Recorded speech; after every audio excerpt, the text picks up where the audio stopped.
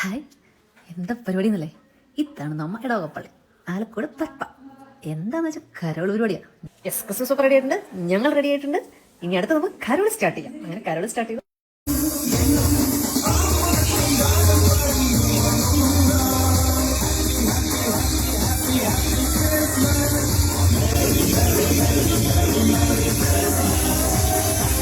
ഇടയ്ക്ക് അടിപൊളി ഡാൻസ് ഒക്കെ ഉണ്ടായിരുന്നു. പിള്ളേരുടെ ഡാൻസ് മാത്രമല്ല കേട്ടോ, ഇടയ്ക്ക് നല്ല വെടിക്കെട്ടൊക്കെ ഉണ്ടായിരുന്നു. അടിപൊളി. വാവ്, ഇതൊക്കെ നാട്ടിൽ വന്നാലേ ഇതൊക്കെ കാണാൻ പറ്റുള്ളൂ. പ്രവാസികൾക്ക് ഇതെല്ലാം മിസ് ചെയ്യും ഒരുപാടല്ലേ.